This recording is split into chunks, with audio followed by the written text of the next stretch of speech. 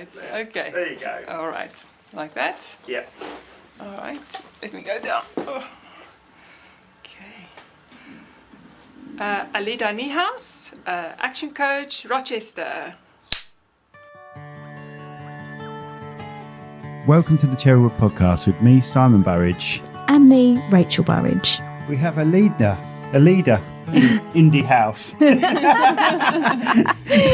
So Alida Niehaus, yeah? That's So it. it's not Alida in the house, but Alida Niehaus. Yes. And so before we start, Alida, we're going to go with a sign. Yeah, so You've been studying it. yeah, I've actually dreamed the numbers. I'm going to just You go. dreamt it? Yeah, Oh, yeah. that's I've been so spooky. excited. I was in my dreams all night. I'm going to go with 15 minutes, 9 seconds. 15 minutes, 9 seconds. Okay, we're going to go to our sponsors. And when we come back, we're going to talk to Alida Niehaus. Today's sponsors are Medici Associates, Chartered Structural and Civil Engineers. Based in the UK with a worldwide reach. Visit their website on demediciassociates.com. Club Awesome, for autistic children and their families, a place where everyone belongs and fun knows no age limit. This podcast has been brought to you by Snugdubs Camper Van Hire. Roam the world, park anywhere. That's snugdubs.co.uk. And we're back, there we go. And Rachel was still writing because it was instant. Right, Alida, tell us about yourself. Can I ask first? Yes. Obviously, your name is very unique. Where are you from? So originally from South Africa. Yeah, Oh, right, so okay. all the way from the Southern Hemisphere. And where I grew up. And now I'm British. How long have you been Dual here? citizen, if I have to be honest. Yeah. How long have you been here for? So we've back now just over 6 years. All right. Yes. Is it different from home? Well, the weather is. It must Yeah, be. the weather is much different. Everyone asks me that about the weather. And I always say there's worse thing than bad weather. But yeah, no, lot different. We have a lot of space in South Africa, a lot of sunshine. But yeah, it's a country full of challenges. So Yeah. we're looking for opportunity for our children. I've So al- we I've- returned to the UK. Is it for safety reasons, you feel? the Yes, opportunity? Right. We were fortunate. We didn't have many major incidents. There are some very sad stories out of South Africa, but just, petty crime, break-ins and those things. So from that perspective, didn't really feel too unsafe. But we do have very high gates and walls and electric fencing and literally burglar bars. every home has that, doesn't it? Yeah, you've got to have it. We came for our children because I've got 3 boys, and there's just more opportunity for them to build careers and good lives. So Okay. yeah, we decided to come back. So let's tell everyone what you do, and then we can go from birth to where you are today. Sure. Oh, that's a long story. It's only 21 years ago, Alida, wasn't Of course, yes. it? With your 3 boys. My birthday was yesterday, so 22 years. Oh, was it your birthday yesterday? Yeah. Happy birthday. Thank you. You should have said. We would have probably forgotten to get you something. But That's all right. I've got a biscuit. I can put a candle in a biscuit. That will do me. That will do. So yeah, what was your question? What do you do? Oh, right, of course. So I'm a business coach with Action Coach. We're a global business coaching organization. We're the largest in the world. And of course, I'm biased, the best in the world. Of course they are, yeah. And I help businesses grow. That's what we do in a nutshell. And we have a whole process and system, and we help them build a business that produces predictable income, gets them off the tools, and ultimately have more freedom and life from their business. A lot of business owners kind of fall into business, accidental business owners. And we don't really get taught the skills of running a successful business. We learn as we go, Yes. but there are better and easier ways to do things if you know how. And so we help people learn the right ways to run a good business. Okay. So how do people find you? I know this is early on, but how do people find you guys? So I'm a builder Yeah. And I've been doing it my whole life. I'm now going to start doing it and create my own business. How do we even find you guys? Yeah, so we're all over the net. So if you just Google Action Coach or business coaching, we'll come up. And I'm based Rochester, so this is my area that we work in. There's quite a lot of us. I think we're over 200 coaches just in the UK alone. Wow. Right. And we all have our areas that we cover. So I'm doing Rochester, Medway, Morling, my area. So yeah, and if you Google my name, I'll come up probably as well. Right. Okay. Well, I won't put that on people because it's not an easy name. It is once you get your head round it. Yeah. Yeah. Right, so how did you get started with all this? How did you get into it then? Yeah. So when I was younger, I worked my career started in IT and bookkeeping as a tutor at a college. And then back then, Africa? yes. Right. And back then it was a craze in South Africa to come to the UK. So back then they had what they call 2-year working holiday visas. Oh, right. Yeah. So you were meant to work part-time. I don't think that craze has ever stopped, has it? For us, it has. They've blocked the South Africans from coming. I heard a statistic that at one stage, when we were here in the early 2000s, there were over 1 million South Africans in the UK. They say there's about 300 to 500,000 left. Wow. Of us that came over, and they're still coming. But it's a lot more difficult for us to come. The holiday visa no longer exists. So yeah, that's what I did, and I went up. I lived in Glasgow, Scotland, for a couple of years. So you've been to a country I've not even been to. Yeah, it's amazing there. Beautiful people. Snow. But that was a shock to the system for you, wasn't it? I did phone home with many days crying. But no, it was an absolute adventure. And then moved down to London. Everybody has to try London, right? So and I met my husband. So right, okay. Then you moved back to so we went back to South Africa and then started a business in real estate. So we had an agency for letting and sales. And we grew that business. But about 5 years in, the wheels were coming off. Running a business is not for the faint-hearted, and things were really tough. It was growing, it was doing well, but staff challenges and cash flow challenges and so many of the typical business challenges. And we found an action coach. We were referred actually, and got into working with a coach. Absolutely changed our lives, changed our business. Really? We end up selling that business for 100 multiple after the 12 years. Wow. And one of the core goals of working with clients is to build what we define as a profitable enterprise that works without you. So I got myself to that point where I was no longer really needed in the business, and looking for something else to do, and thought I'll go back into education because that's my background. And then the coach at the time said, why don't you become an action coach? And the rest is history. So I did that for 7+ years in South Africa. And then we had a little surprise addition to our family. So I took some time out to be a mum to our little one. And that was the first one? Third one. Oh, right. So is there a gap?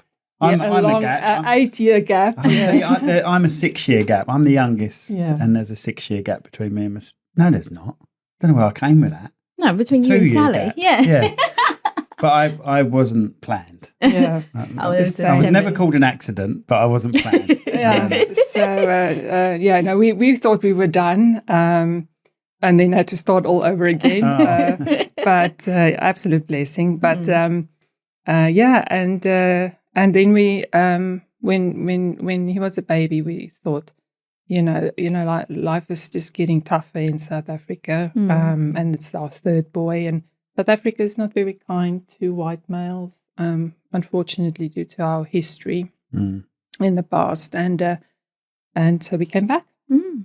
And then I worked in leadership and management development. So you came to a country where no one likes us in the world. Oh, no.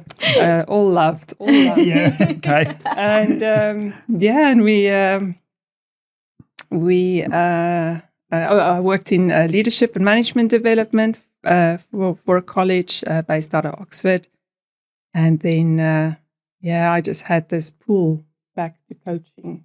Okay. Yeah, it's what I love. And I just love helping small businesses grow. So I phoned them up. I said, listen, I want to return. And the rest is history. Now I'm back. Perfect. Wow. So how long have you been back then for? And not long. I've only rejoined in April this year. Oh, right. Okay. Yeah. So and building up an area that's very new to me. Yeah. Because we used to live in Tunbridge, so a little bit west, and then moved to Kings Hill. So it's quite new, actually, all over. So I've done that before. I've lived Hadlow and then Kings Hill. Do you know Hadlow? Yeah. So my middle son still goes to a law academy in Tunbridge. So we'll be up and down frequently. Cool. We do the same, don't we? Yeah. It's the A2 for constant school and then back again, school and then back. Yeah. So we get the pain. We feel that pain. We found a school we loved that we would never take our kids out of. Yeah. So we just keep travelling the 8-mile trip every day. Bless. So you're saying you're sort of a business coach. It's almost like having a baby, isn't it? And watching it take its first steps and growing a little bit as such, like developing this business. So how would you will go into a business, how would you start off then? Sort of talking to people, what is the initial plan that you would go in and say, right, okay, I've assessed your business. This is what I think you should do. Yeah, it's a great question. So we have a process because coaching isn't for everyone, and we're not always able to help. So the first thing that we do is a business strategy session, and it's complimentary. So we sit down for about 90 minutes or so with the business owner and partners, if there's more, and we talk about the business, where they are, where they'd like to go, what the challenges are of getting there, and what they're struggling with at the moment, and then I'll provide some strategies, and we'll talk through potentially how I could help them get there. And then one of the first things that we do is what I've done with you is doing the DISC profile, but we have an alignment session. So it's just a way to describe getting aligned with your vision and your goals, but most importantly, aligning personal and business goals. And that because your business is just the vehicle, right? It's not supposed to be your life. Unfortunately, it becomes your life if it started to take over. But we get that alignment between where you want your life to be and how can we use the business to help you get that. And once we have the alignment session, we walk out with our initial little business plan, and then we just work the plan. Because I think that's where we've struggled in the past, isn't it? To sort of stop business and actually have a family life at times, because we would go on holiday and still answer emails and we had to say in the end, no, let's just put our out of office on and say we'll get back to you when we're back from holiday, because we weren't having holidays. Well, we're in the wedding business, so holiday time is also wedding time, season. Wedding season. But we just had to block out 2 weeks. Say no, even though this is August, we got children, they can only be off at August. Yeah, we have to block 2 weeks out and just not have weddings for those 2 weeks. Otherwise, which is hard because we're staring at quite a bit of money, but and then saying no to it. But it's either that or family time. You've got to have a balance, definitely. And that's the thing. And it's finding that balance between the two, where you're spending the right amount of time to build your business. We call it working on your business and not just in your business, so that you can then have quality time outside of business and not because there's also working in your head, right? So you might be at home with your family or on holiday, but it's constantly business in your head. 100%, yeah. Because you're worried about this, and you know that this is going to happen when you get back, and it's helping business owners split those two, because it's about living a quality life and not let your business run you, but you actually running the business. We can go through some challenges that we have if you want, if that helps. Oh yes, absolutely. Throw them. So the challenges for us are personal or business. Oh God! If it's personal, we'll be here for hours. All right, she's not a therapist. I've got this lump. No. Right. So our challenges are trusting other people to do our job for us. Yeah. Because couples have, like, we just based it on weddings for now. We do other things, but base it on weddings. A couple have come to us. They've seen us as a product rather than not just what we create. So Rachel does photography, I do videography. But they see us, don't they? And people buy into us being on their day. Yeah, it's our brand, isn't it? Yeah, and we have had people. We've had people cover for us, and those people are fine. But we're talking, how much do we get cover? Once a year, twice a year at the most, if we need it. And it's normally either one of us can't do it, but the other one is there with them. So it's not them solely on their own doing a job for us. It's more me working with someone or Simon working with someone when we're on different locations or something. So it's not fully, there we go, have the reins and do it yourself. It's more of a come and assist us or come and second shoot with us or something like that, isn't it? Rather than giving it fully to them. But it's actually giving them the whole job, isn't it? Saying, here's a camera, these are the details, now please go out and film or take photos. There's a couple of ways to look at it. You've got people's ability to film, that's fine, but their ability to film a wedding and make sure they capture that one chance that they've got, there's that. And then there's also the fact that it's not their business, so they could call in sick the Saturday morning and it wouldn't bother them. Yeah. Do you see what I mean? Yeah. And this is someone's wedding. Yeah. And that's always been my biggest concern about bringing other people in on to raise the business. Yeah. Yeah. So there's two parts to that. So the first is you lack the processes for others to follow. And it's one of the challenge most business owners have. So everything is within your own head. And if you're not there, no one can ask questions, or because it's not down in a system or a process. So that's the first thing, is getting your process, your standards at which you deliver to your clients down into a system that someone else can follow. And understand, yeah. And the second part to that is finding the right people that won't let you down at the last minute. And it's that your onboarding or recruitment process of finding the right people that you've got to get right.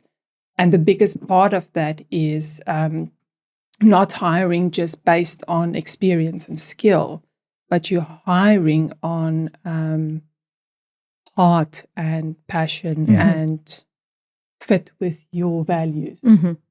Yeah. And it's finding the right people that align with that. Okay. And that's the two parts you have to look at. And your company helps you not find that person, but helps you assess those values. So we help you build the process and the system to get that right. Okay. The idea is not, so a successful coach can coach you or help you to a point where you can continue on your own. Consultants come in and do the work for you, but then you don't get to learn how to do it. No, that's right. And the idea is that you actually understand and you have the knowledge so that you can duplicate it going forward. And then as coaches, we work on next things and next things. We don't keep on coming back to fix the same thing. Yes. Yeah. So it's about giving you the framework of recruiting according to values and culture and heart and those important things, and the process around how to get your your systems down and your standards down in a way that can be followed by someone. Okay. So what sort of challenges did you face then? Because obviously you've actually used coaching yourself, which is good because you know the situations people come up against. So what sort of challenges did you have to deal with then? What sort of things were... Yeah. So at that time, we had a staff complement of 20 and never have managed before, being in management positions before or understood leadership. So that was one of the biggest challenges, how to be an effective manager and leader to staff and understanding that they are all different and having exactly that, the processes for them to follow. Because what sometimes also or often, if I have to be honest, happen to business owners is that they hire someone to relieve some of the pressure and, do some of the work, but they want or they expect them to know what to do, right? Yeah. They don't provide the structure and then it's chaos because that person is there to follow your processes, which you haven't provided to them, or have a clear job description even, so they don't. So they sit there, don't really know what they're supposed to be doing. You get frustrated as the business owner. So we had that times 20, right? So that we worked on, getting the culture right, getting the right people. So we had quite a churn at that time as well. So it's finding the right people that fit with us, and then the processes and the systems we worked on first. And then it was all about how do we get predictable cash flow, because a business cannot survive unless it has consistent cash flow. But you also need to get to a point where you can predict what the income and the cash flow will be, so that you can then plan accordingly and invest it back into marketing and sales processes and all of that. So that was our major challenges was doing that. So could you predict, like, let's say in the wedding industry? Easily. Could you? Yeah, because weddings are in advance by a year or 2 or 3 years. Oh, yeah, I know that. But, like, you have to have that skill set to actually get that person in first. So we couldn't, what I'm trying to say is basically, if we didn't do any wedding fairs or any advertising, we wouldn't get that business in. That's right. So therefore in, let's say 2026, 27, we would have no weddings. Yeah. So we've got the next year covered, maybe 2 years, but then the long-term goal, we would have nothing. So you've got to try and structure it for a short-term and a long-term. Is that where I'm coming from? That's the sort of no? I'm not really sure what you mean. Okay, so like you can predict short term, let's say short term is 2 years because we've got booked weddings, right? Yeah. But you can't really predict further than that unless you've got the booking. So you can't predict 27, 28, 29 because we haven't opened the diaries and we have no bookings for that yet. So short term, you can predict what's coming in those 2 years. But then if we don't advertise or we don't do any wedding fairs, we can't predict what's going forward because we need that business. Yeah, I understand what you're saying, but it's whatever you class short term and long term. See, I would class 2 years in advance long term.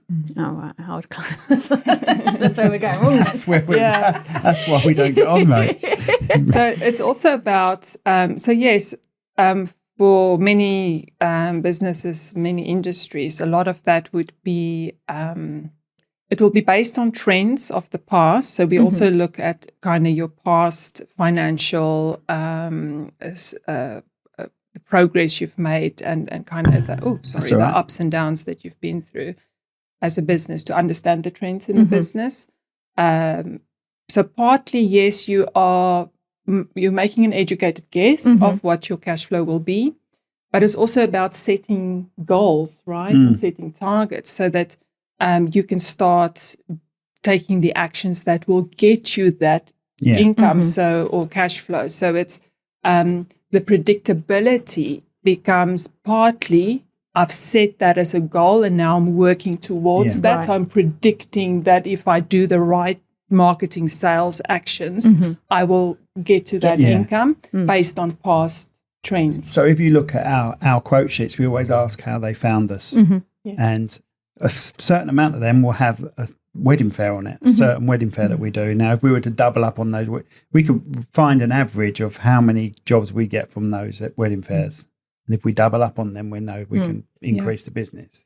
Right. Okay. Yeah. And then you're predicting it because you know that if you do more of these type of strategies that are getting you the leads into the business, that it will take then the number of customers and average value of transactions. So we test and measure everything in your business, and we then predict it on that.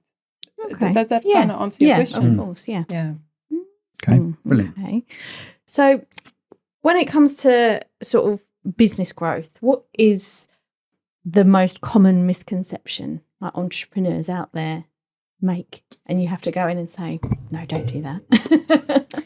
I think when considering coaching, the misconception is that we're going to come in and just make you work harder and more, and you won't be able to handle it, and it's not the reality. We it's like building a house, right? Where do you start when you build a house? At the bottom, the foundations. Is there anything before foundations? The planning. Oh yeah, before planning, design, the fault, money, the money, right? Yeah. Before that, the idea. Yes, you've got to start with the idea, right? So it's all based on what it is that the business owner actually wants from the business. It's got to start there. So and taking it back to very basics. Then. You've got to, otherwise you're building something that doesn't represent what they want almost. And then you're stuck in a life that's not you don't want. And so getting back to real basics, what is it that you want? How do we get the business built so that it can deliver that for you? And it can be different things for different people. The real value of working with a coach is the accountability side of it, because most business owners actually know what they're supposed to do. They just don't do it. And there's no one there to tell them, listen, you need to do this, right? So that's part of it, is that accountability, and someone that's just there, that's got your back, that listens, that provides you with ideas, that's a sounding board. I think that was the most value I got from coaching, is just the confidence from when you speak to someone and you realize, oh, I actually do know what I'm talking about, right? And I am on the right track here. That builds confidence, but it's that accountability piece. So I think a misconception with many business owners is that we'll come in and scale their business and they'll just have to work much longer hours and work harder. It's not the reality. The reality is whatever you want. You're trying to streamline things, really. Most business owners actually want to work less hours. Yeah. So that's what we do. We help them build systems and processes, what we call leverage. So starting to leverage the resources in your business so you can get time back and start, just whatever you want to do with it, right? Sometimes it's getting clarity because, you're so stuck in it for years that you haven't had a chance to just come up for air and like actually evaluate what it is you want. So it's, that's where we start. Yeah. And sometimes people can get into a rut like that, can't they? And then they end up hating doing what they do, which is when they started out, that this was, like I said, their baby, their growth that they wanted to succeed, and then they end up just hating it. And they usually turn into this teenager of a business that is, stroppy and just does the opposite of what you wanted to do. And you just kind of fell a little bit out of love with it, which is a sad case. Absolutely. Business ideas can be like holidays, can't they? You go on holiday, you go, oh, I'd love to be here all the time. If you really sat back and thought about it, living here every single day, I know it's nice and warm, but living here every single day without the amenities that you've got in your normal work, in your normal home and that, you'd think about it and you go, actually, no, I don't want to be here all the time. This is nice for a couple of weeks. And some business ideas are like that. You like the idea of it. Oh, I really enjoy doing this, sewing or whatever. But then if you turn it into a business that you're doing, constantly. 5 days a week. You would hate it. You have to love what you do. You've got to love what you do. That's why we do a mixture of things. We don't just do weddings. Because doing, as much as weddings are different, doing them constantly would drive me insane. And the work-life balance with a wedding, because a lot of them are Saturdays and weekends, and will be terrible with the kids, you know. So yeah, you've got to really sit down and think about it if you love it enough to want to go, you know, full on. Yeah. And also the reality is that, you know, life is cycles. You know, if you think back in your 20s, how different you viewed life back then. And as you grow older and you know, life changes for you, so does your idea of what is a good work-life balance, what is a good business for you, you know. So it's also, you know, you don't have to keep doing the same thing. The thing, right? Yeah. Because everyone changes their career in their life, don't they? But I mean, everyone sort of starts somewhere and then ends up somewhere else. But if you plan it well enough, you could have other people doing that for you. Yes, absolutely. Exactly. So would you say there was a sort of like a steps to becoming successful in business, or would you sort of... Yes. We call it the 6 steps. Oh, okay. 6 steps. I had 5 steps. It's called the 6 steps. And it's kind of like we install it in a business. So partly is the knowledge and the education of how that system works in a business, and it's universal. I think that's another misconception, is that business owners might think, oh, you don't know anything about my industry. I know a lot about business. Business is the same. It doesn't matter. Same structure. It's got the same challenges, the same structure. Yes, you have different products, different services. You work in a different industry, but the building blocks of successful businesses remain the same.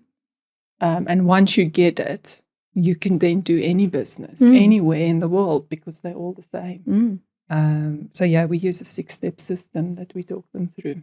Right. So you sent us something yesterday that you asked us to do, like a self-assessment. I thought you like a personality type assessment. Yeah. So it's a behavioural profile. Oh no. And we use it especially with when there's partners in a business, whether married partners or just general partners, and especially with team members. So it's a really good tool for recruitment as well. So if you're in recruitment process, and what we use it for is just to understand kind of behavioral dynamics in a business. So when are we getting divorced? It helps you make sure that you have the right person in the right seat on the bus, as they say. Okay. Because some profiles are better suited for some. Yes. It doesn't. We don't pigeonhole. There's no rule that says just because you're a profile, you can't do any other type of job. It's not the reality, but it's having that self-awareness so that you can adapt to your environment, or maybe just understand maybe why some things you find frustrating, or why you procrastinate on some things, and how you handle stress and how you communicate with others. The golden rule of DISC is that you should always treat. So the saying is, treat people as you would like to be treated. DISC says no, treat people as they would like to be treated. So it's about understanding that people are different, and we adapt our style in how we communicate and interact. And I think I'm all right at that. I adapt quite well to different people. We'll wait and see. So all that this does is what you already naturally do. Okay. Can I pass you the laptop? Would it be best if you scroll through these results? Yeah, no, you can. I've heard of this sort of thing before. I've heard of a few companies that sort of do this profile test when people start, and they say, okay, right, your outcome has been you're quite creative, so we're going to let you handle the creative part of the business, and you're quite good at sort of the admin and the organising, so we're going to put you in the admin section. So it sort of determines almost what role you play within the company as such. And there's many different type of assessments out there. You get motivators, you get leadership style assessments, and this one is specifically just work-based behavioral profiling.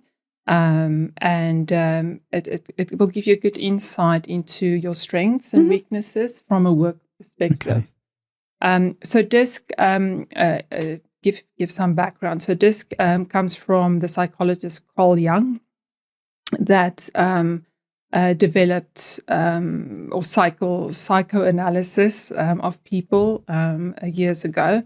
So they're all kind of based, Myers-Briggs, if you ever heard that term. So they're all based in the same psychology. And DISC has different dimensions. So what we look at in terms of behavior and personalities is some people are introverted and extroverted, right? So you've heard that term.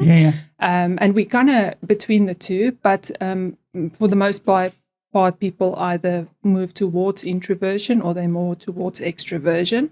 And in DISC, the terminology is slower paced and fast paced. Okay. So extroverts are faster paced, slower paced. The other dimension that DISC looks at is whether you are more result focused or whether you are more people orientated and people focused. And that creates then four profiles, primary profiles. But you are a combination of all four. We're not just one thing, right? We're very complex. But you will have a high, what we call a higher score, because it works on a scoring system. So you will be a high score in one or two of the four areas and lower in one or two of the others. So the D stands for dominant. So dominant is the driver personality. It's the one that is result focused, fast paced, extrovert. Right? Yeah. Moves, doesn't always think things through. Oh my God. That's so can be designed for me. That was can be quite insensitive at times. I'm not sure now. Don't even realize that they are being insensitive. Oh, I know I am. Because they are so just the result had to happen yesterday, right? So then the I is the influencer, so influential. It's inspirational. It is people focused, but it's also extroverted, high paced. It's the one that is funny and engaging and charismatic and. So you're the first two there. I'm the first two. And loves to show off. That's exactly it. So yeah, I was going to say likes to be the star of the show, right? So, the S stands for steady or stable. So this is again people focused, but it's a slower paced introverted. Where they are more about accommodating others, considerate, kind of just help and support really great team members because they're so supportive of others.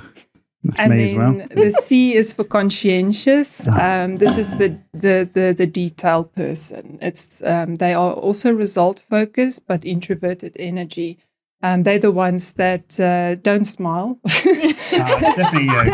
Definitely you, Rach. They have this unique ability to have absolute blank body language, and you're like, what are you thinking? Yeah, what's happening, right? Yeah. So these are the type of people that get the extroverts' crazy ideas that they've just come out with and gone, okay, let's put this on paper. Let's think about this logically. Is this actually going to work? That's that type of person. That's it. So in a business, you should have a bit of everything, right? To find, because we all have our different strengths and weaknesses as we go along, and we complement each other. It's good if you have a good balance within the team. But a lot of the time, because it's really frustrating for the dominants, high Ds, to deal with the steady, because they're slow paced, they are risk averse, they that they don't like change, and the high D is like, right, change, everything just change all the time. And then you have your influentials that they just want to be happy and they hate detail. And then you have the high Cs going, did you think about this? Did you think about? And they're like, who cares? We just want to party. It's like, I'm so sorry. The light's flashing. Oh, is it? What do you want me to do? Sorry. How long has that been doing that for? Only like the last. That's the first time it's ever done that. I thought the supply was sounded a bit weird. Just turn it off, Rach, if it's a problem. Take that battery out. There's a battery in the back.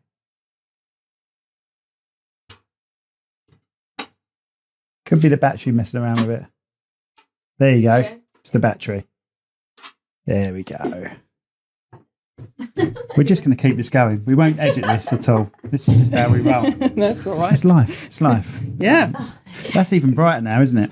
Do you want me to shut? No, don't worry too much. That'll do. That'll do. That's fine. Yeah, we're all dark now. Thank you. Right, should we go to this Yeah, then? let's go. So, right, who do we have here? Should we start with Rachel or do you want to start with me? Start with you because you're the extrovert and you're the one that's going to be like... Yeah, we'll start with a D. Right. Okay, so, so Simon, you are actually high I, so highly How do you know that influential. already? So just scroll down a bit, right? So Oh, your right. style is I have influence. So you can keep scrolling. So it gives you a whole report. You can see quite extensive, but we'll just go to the highlights. How far down do I go from Yeah, that? you can scroll. I'll tell you when to stop. Oh, all right. So it gives you a lot of background information. Yeah. It gives you a bit of an overview. Right, so you can stop there, right? So these are the typical traits or characteristics of people with your profile. So you are emotional, enthusiastic, gregarious, impulsive, optimistic, and persuasive. I'd tick some of those. Sounds perfect. Yeah. So if you scroll just a little bit down, then you are also someone that takes calculated risks. You're moderate, questioning, unassuming. You tend to be alert, eager, flexible, and mobile. You're your own person, self-assured, opinionated, and persistent, right? Starting to sound like me. Yeah. So there's also two profiles. You are you have an adapted profile, so that's how you adapt your style depending on the nature of your work or how you would like the world to see you. And then you have your natural profile, who's actually who you are. So this is actually who you are. So the second one. So you're Simon, could you link sort of? So if Simon's a high I, is there almost like a structure where you say, right, if you're a high I know you're going to be like you can adapt to a C or you can adapt to like a dominant, or is there a pattern that you see with people like that? Yeah, you can adapt to any of them. So adapt. there's, but it's going to have to be a conscious choice. Right. Okay. High I's, if they are very high I, tend to struggle to adapt to the high C because it's the opposite of them. Right. Okay. The same with high D, so the dominant will struggle to be high S, but then you get someone like me who has quite a balanced profile in where I'm high. Whoa! What was that? Well over 15 minutes. It's got to be, isn't it? Sorry. Well, dreams It's showing 40, I don't know what time we started, but it's showing 44 on there. But we can't be 44 minutes in. Oh. No. Anyway, carry on. Sorry. So enough to mess any conversation up. yeah, quite a shocker. So and then your high D's and high S's, it's difficult to swap over. But if you like me, we I have a very high D and high S, so I have the two running against each other, which is problems in its own. But your natural style is when you are just you being you. So it's saying that you are charming, influential, sociable, and trusting. You take calculated risks, moderate, questioning, and unassuming. You can be discontented, energetic, fidgety, and impetuous. And your own person, self-assured, opinionated, and persistent. That's literally ticked every box for you. So if you scroll a little bit down, it will give you a nice graph. I've seen that graph, I think. Oh, no, I haven't seen this one. There you go. So you've got your adapted style and then your natural style. In both of them, you are high I. But in your natural style, you're also quite high D, which is one you've said, yeah, that sounds like me. I assumed I was D and I, didn't I? And then we assumed you were the back toe. Yeah, so that is the natural you. So fairly high D and I. But you adapt and you suppress your D.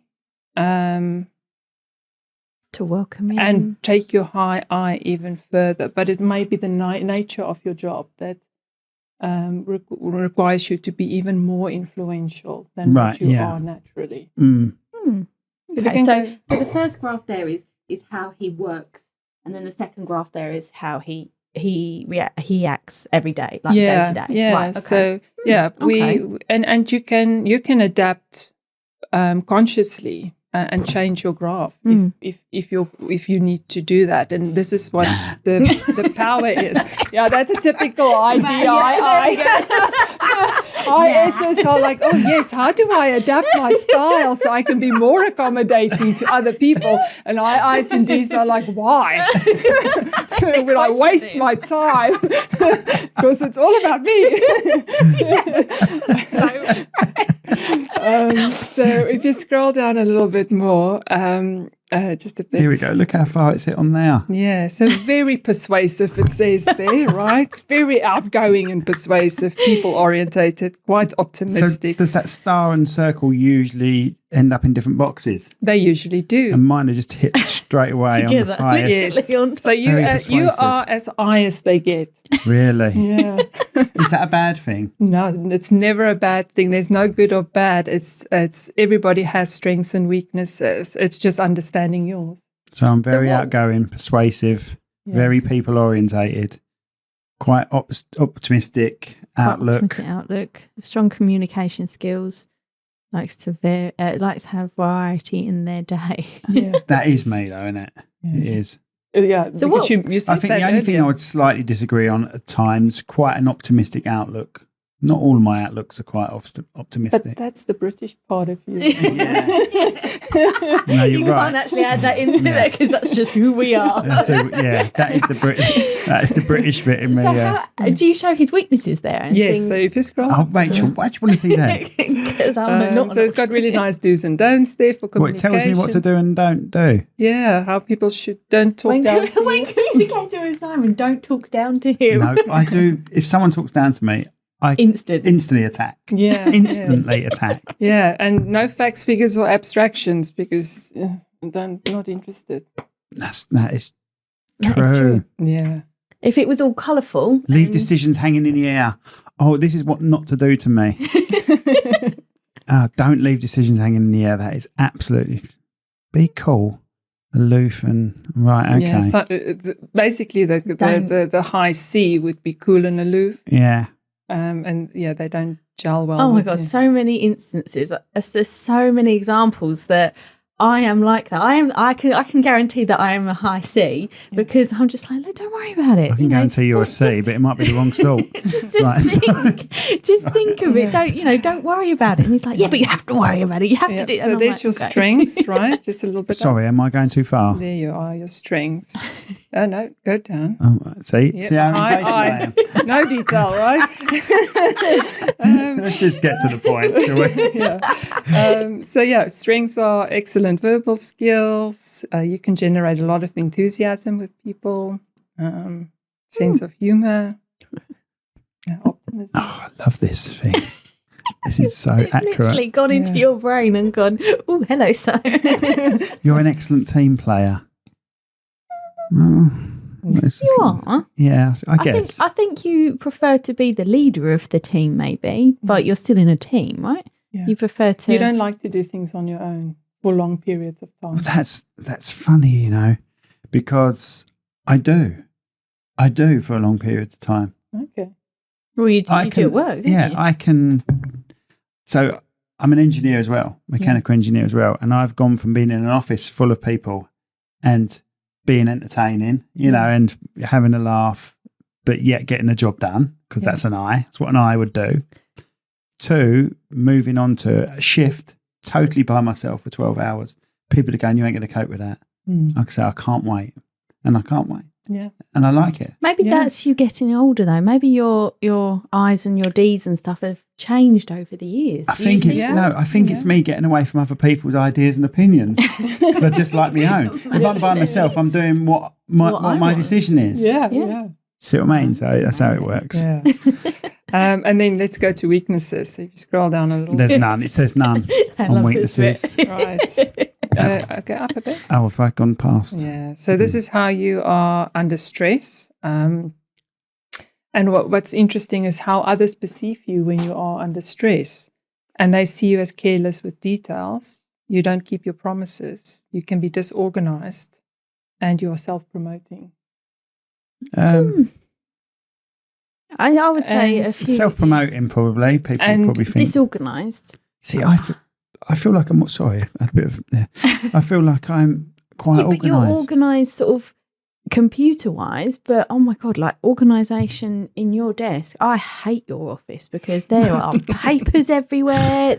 Oh god, I couldn't work in your office. It stressed me out so much. It stresses me out, and then I have a clear out, and then it gradually builds up again. Yeah. So this is just how you may be perceived by others. That's just having, and sometimes that's a blind spot for us. We don't realize that other people see us in a particular way. So it's good to understand. But it also talks about what you need when you are under stress. So it's good then for team members to or, in your case as partners, to understand, how to support each other when the pressure is on and you're under stress. So that you can, just be the best you can be for each other as well. Okay. You want to go to yours? Yes. Yes, we do. Here we go. God, I hate this one. All right, so we can scroll up. Right, so you are high SI. Oh. But in your natural, you are actually CS.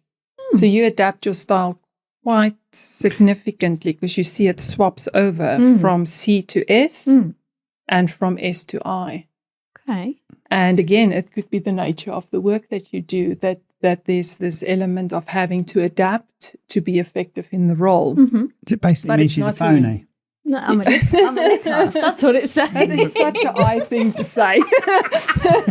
She's just a phony. So nice. I just adapt to what people need. Have I gone too fast? No, I haven't, have I? No, you can We've got to go past the distance. Just go past all this rubbish that no one wants. No, that's the background. Typical I thing to say, isn't it? I'm going to so use that now. All right. Here we go. Right, so in your adapted style, you are calming, loyal, patient, peaceful, serene, and a team person. You are charming, influential, sociable, and trusting. And you're also mild. You seek consensus. You're unobtrusive. Is that how we say that? Weighs pros and cons. You're your own person, self-assured, opinionated, and persistent. But your natural you, so just one page down. That's all the fake you. That's the working me. Yeah, so the you is accurate, conservative, exacting, a fact finder, precise and systematic. You are composed, deliberate, stable and steady. Composed. When you're not around. This system does fall down somewhere then. Composed. And you share this actually. You are calculated in risk, moderate, questioning and unassuming. And you can be quite contemplative, factual, logical and retiring. Oh, she's always retiring. Shut up. So scroll up. Let's go find her weaknesses. Yeah. Right, so you see, look at this. See how it changes. She's got a split personality, hasn't she? I just know how She's to Jekyll and Hyde. Jekyll and Hyde. No, it's just adapting. The thing that we have to just, and it's not true for everyone, but if you adapt your style too much different to who you naturally are, it can add to the pressure and the stress because you're kind of being someone that you're not yourself. Acting. Yeah. So do you feel that's a big change from one to the other? Yeah, because it flips from C to S. You see that you're suppressing. So there's a midline, and anything above that is high access to that particular profile, and then below that is suppressing it. So it's a low access. So you're moving your high C, which is considerably high in your natural style, suppressing it to below the line. So you're taking away that detail, which is actually who you are, that conscientious part of you. You're pushing up the accommodating, so trying to accommodate everyone more than what actually is necessary, probably. And then you see what you do with Apart from your eye. me, you never accommodate me at all. No, but I mean, that's just marriage. Yeah. And, don't add that in there. There should be a marriage graph. Carry on. Look at what you do with your eye, right? It goes from because you're not that sociable in your natural style, which would probably be in home life. That is so true. And then pushing it right up there. But again, this is the job, right? But Because she's you're working just with not people. sociable. She would rather just be at home by herself, wouldn't you? Yeah. No, I wouldn't be at home by myself. I socialise, I have friends, But they select. You're not bothered. yeah, selected, Yeah. I don't want to. Where you'll be friends with them. Oh, you'll be friends with anyone. Oh, yeah. I'll be friends with anyone. Yeah. But I'm not allowed to be because of this. I'm not allowed. She gets to choose who makes the cut. You can go out with them. I'm not going out with them today. That's basically what it is. Yeah, she'd rather just be at home. All right, so you can scroll up a little bit there. Let's have a look. Let's find our What it weaknesses. says. Oh, look where how see, separated she is. That is yeah. a split personality Yeah, type. so thing. you're actually very analytical in your natural style, and adapting that to be supportive and persuasive. I would say that's fine. Yeah, but it's just the work, right? It's just a job at the end of the day, and you come back and be whoever Yeah, you but want what to job be. are you referring to, though? Both, really. Okay. Yeah, see, to Rachel, she's a very good photographer, but she does class it as a job, where it's more of a passion for me. Yeah. Yeah, that's it.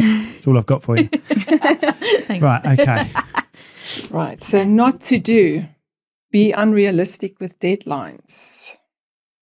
And you see that's where maybe, and I'm just making an assumption, you could clash sometimes because you want things done right now and you're like, we need time. Yeah. This isn't going to help her relationship. She's going to use this against me, you know that. Yeah. I'm just going to call you an I now. That's so typical I. Yeah, well, I'm Something an I would say. definitely going to call you a C, but carry on. But you know what's interesting is that mostly what I find is that that the opposites marry each other. Right. So okay. I's marry C's and D's marry S's. Right, okay. Because you have the opposite complementary weaknesses and Yes. strengths. Yeah. So don't be unreliable in your evidence or testimonials. You've got to back it up. Yeah. Don't be disorganized or sloppy, and that's for you. Don't fluff up someone else's opinion as evidence, right? It's got to be evidence-based, not just opinion. Don't be vague about what's expected of the group, or if you're vague about what's expected, you need to know what. Absolutely. We should print these out. We should have them by our I recommend that to my clients for their teams, right? Yeah. To put the do's and don'ts up where it's visible to people, so that because it takes time for you to kind of Adapt. and learn how to do things right. Don't push too hard. Otherwise, I will snap. That's basically what that's saying. And don't be too casual or informal or loud. Well, she's loud. Well, I'm only loud when the kids don't do No, something. yeah, but that means Loud constantly. In general, if you're just sitting there going, and finding it hilarious, and I'm sitting there going, She's got a short fuse with the children, in my opinion. that has nothing to do with my working life, though, does it? That's a personal trait. That's a children trait. And then she's loud. Yeah. And I'm But children bring out the worst in us at times, don't they? Absolutely. not me. Especially when I've got... If you go up to the stress, so that one is good. Am I going the wrong way? Sorry, yeah. Go up. Just a little bit more. There's some Is there a strength. stress one? Yeah, let's have a look at that. Yeah, there we go. Oh, yeah. So under stress, and this is important because how others may perceive us, you can be inflexible. They perceive you as perfectionistic, a warrior, and indecisive. Okay. Yeah. Hmm. And the thing is, because I relate to that, is that indecisive piece is because everything's happening in our minds. But we actually do know, but everything just runs and runs and runs. Everyone gets It's like more that, like I feel. Yeah. It's more like you're weighing up the best decision. So, of course, you're going to be indecisive because you're sitting there thinking, okay, if I do this, this is going to happen. But then if I don't do this, then I need to do this. And in your mind, that is all going, a million times an hour. And you're sitting there on the surface going, No, see, I read it as people going to you, what do we do? What do we do? What do we do? And because you're getting bombarded like that, you just need to go, shut up a second, let me think about it. That's the way I read it. Oh. But, Yeah. Yeah, but also high eyes will not overthink it like that. Oh, okay. They would have just like, whatever, let's just do it. Yeah. Just go for it, Yeah, just, Without thinking of the consequences. yeah, Sounds about right. Yeah, and then you're like, oh, but what if that happens? What if that doesn't happen? And then, I'm such an overthinker. It's the warrior part of that. Okay. I love that second one. Under stress, you need. Read that one. Guarantees that you are right. Oh, not much. I even have to lie to tell her she's right. Just tell me I'm right. Yeah, just take, help me out. Yeah. Oh, without a doubt, you need that, yeah. And all of this. There's another thing we've got to look at, isn't there? I'm sure there's one more bit, isn't there? No. Oh, right, okay. Yeah, so it's really good to, I'm going to say this to you because he won't read the thing, but it's good to read the actual. Thank you. Just give him the highlights. Yeah, I'll just highlight That is me, though. That is me. Yeah, so if you can read it for Yes, both absolutely. and then give you the highlights, then that would be great. And tell him what he's done wrong and how to change. It's really cool. But it's because that was just from a small, I think it took about 10 minutes just to read through, pick out what, it was almost like a choice, wasn't it? Of what you think your strengths are and what you think your weaknesses are. Four different words, wasn't it? Four sort of actions or mannerisms or something like that, wasn't I had it? to Google one or two thinking, what does that mean? I was the same, but I didn't want to tell anyone. Okay. I did that to two of them, I think. Yeah, like, what does that mean? And then I still didn't understand it because I couldn't be bothered to read it. So we didn't pick it. There we go. Too much work. Too much. That's an eye thing. It's such an eye thing. But it's amazing. I'm impressed that you did it yourself because I've had eyes that got their partners to do it for them. No, I definitely did it myself. I definitely did it Well, myself. I suppose you can tell then. I did it before you. Yes. Yeah. I did it before you, didn't I? Yeah. Right. Yeah, so it's you can pick it up. It's like they don't agree with what's then, and then you ask the question. So did you actually do this yourself? And they go, get someone to do it. So how do you then take this model and project it into a business sense then? So they sort of, you would deal with this with every person in the team? So we do if there's if there's other team members within there, then we would do what we call a team alignment. So it's part of a team alignment. So it's just getting the team behind the goals of the business, and then we talk about their role within the team, so we get clarity on where they fit in, and then do their disc profile, so they get to understand each other better, because it starts to improve communication, their self-awareness. It has so much great applications, and it's fun. I mean, it's enjoyable to do. So it's a really fun day doing a team alignment, and then at the end of the day, it's what you're going to do with this now. Yeah. So you should be keeping it alive, and every now and then just read through just to refresh your memory. Maybe if there's bits that are really important, put it up where it's visible, to help you, develop the skill of using the strengths and weaknesses and adapting as you go. So would you go back into a team, let's say like a year, 2 years later, and redo this to see if the team hasn't changed much? Would you go in and sort of redo it to see how it has impacted, or the stress of work has impacted on them, and sort of get them to come back to a neutral ground again and sort of do that again? Yeah, if that's what is needed within the business. We recommend that team alignments are done whenever there's a major shift in the team. And I mean, this happens in business, right? People leave. New people join. When we work with clients, they use this as part of their recruitment process. So whenever someone new joins the team, they have their own disc. But it's then also good to discuss everybody else's disc, and so that they get to know, again, where they fit in the dynamic of the team and all of that. It has so many applications. But it's just how the business keeps it alive, and when you work with us, we keep it alive, because we remind you of it. But so, do you suggest on reshuffles within the team based on the results sometimes? You can reshuffle if someone's really not suited for a position, and they might thrive better in a different environment. You can trial it. But again, we as I said, it's not a pigeonhole. Let's say, so typically they'll say high I's are best suited for sales, marketing type of roles in the business because they're so good with people, right? And outgoing. But it doesn't mean that they cannot work in the admin department.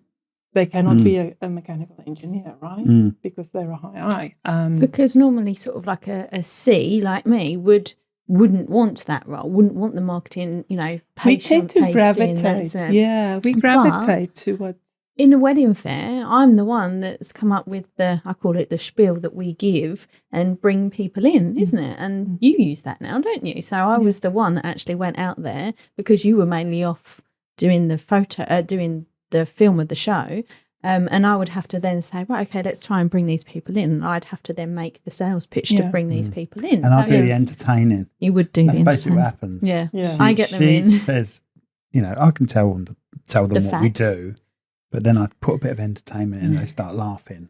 So they've already locked onto us because we're approachable. Do you know what I mean? So that's the way I do it. Turn it into a fun. Yeah. And so let's say... Well, you don't.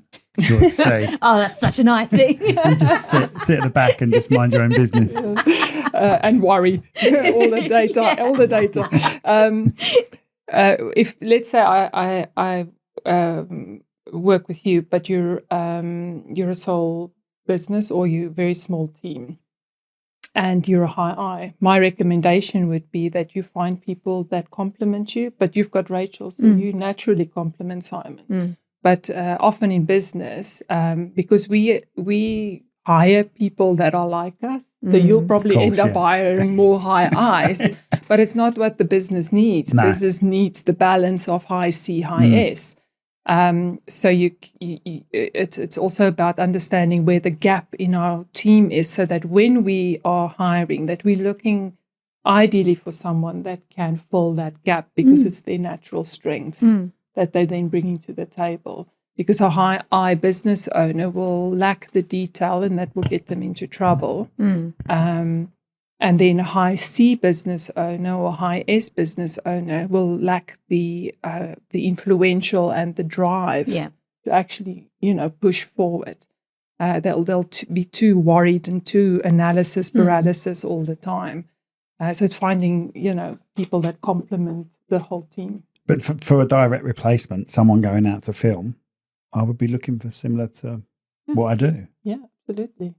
As long as you've got the balance to support the other parts of the business, because the business is not just that one thing of going out and delivering your services. Of course. You've got finance, you've got the processing side of the business, all the paperwork and detail that happens in the background.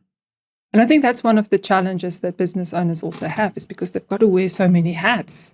And they've, and it's a different disc to be an admin, invoicing type of person to being in sales and marketing side of the business.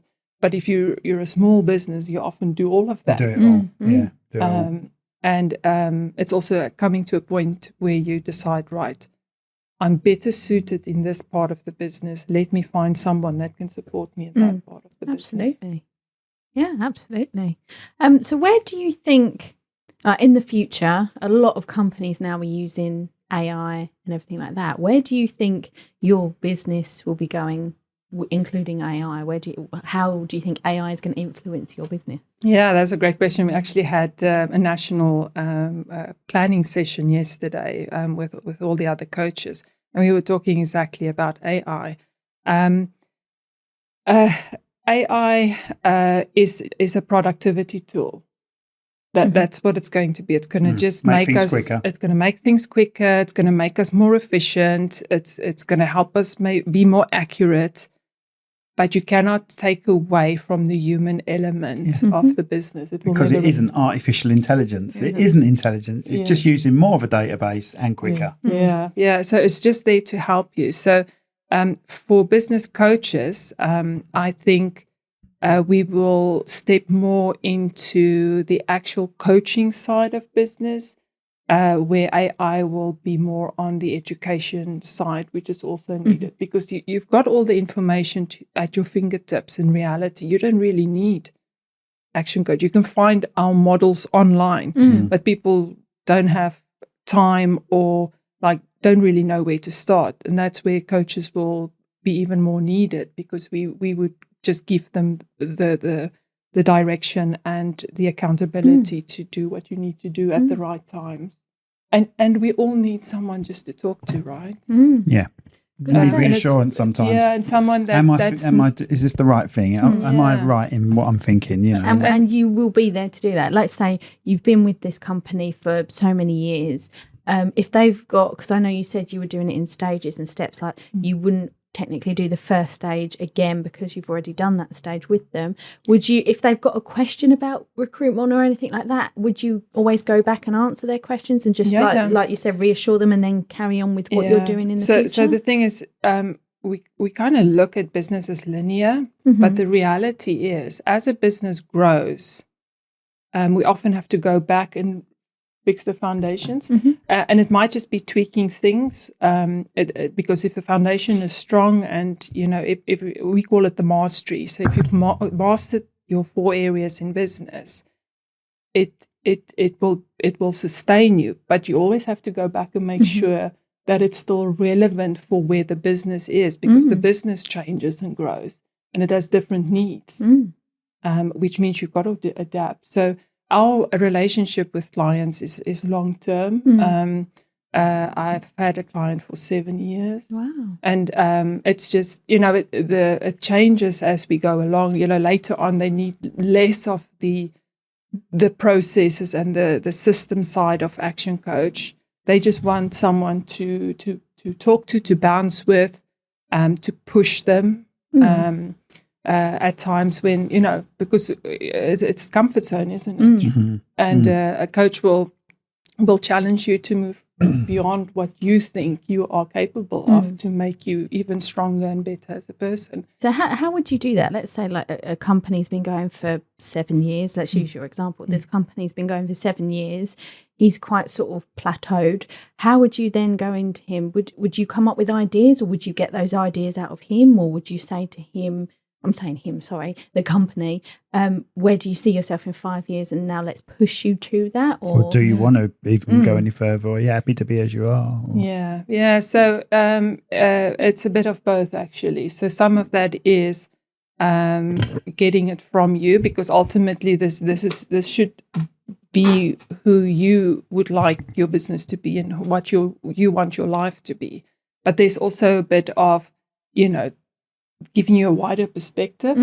And that's what's great about Action Coach, because we are global and quite a large team within the UK, and we chat with each other all the time. So there's always a question about, do you know about this, or do you know someone that can help with this, or has anyone worked with this challenge and have some ideas? And it flies, right? You just see all these comments coming through, and then I'll email you about that, and that's great. So it's not just my brain as one coach. I've got access to everyone's experiences and their brains, and their clients even, of what they made possible, which then means, well, if they can do it, my client can do it. So it's a bit of both. It just depends, where they want to go. And part of that, as I said, is just getting clarity of what it is that you want, and then we find the way to get it. Okay. Yeah. Thank you. Brilliant. Really enjoyed it. Excellent. I'm glad. Thank you so much for coming on. And did you want to tell everyone again how they can find you online, everything like that, like website details? Yeah, sure. So if you go to actioncoach.co.uk, Rochester, so then you'll find my details, and you can contact me on that, or name and surname, so Alida Niehaus at actioncoach.co.uk. Perfect. Thank Song you so much. Now, Rachel. Song. Oh, yes. Oh, yeah, we haven't. We're going to sing. You ready to sing? Yes. Oh, my gosh. You really want that? We've started asking guests, and if they want, we have a playlist. And we've started asking guests if they want to choose a song. Some people choose their first dance. but you can choose any song you want to go on a playlist. Okay, right. So I can't choose my first song because you would have not heard of it, and it's in my native language. So no one will know what it's about.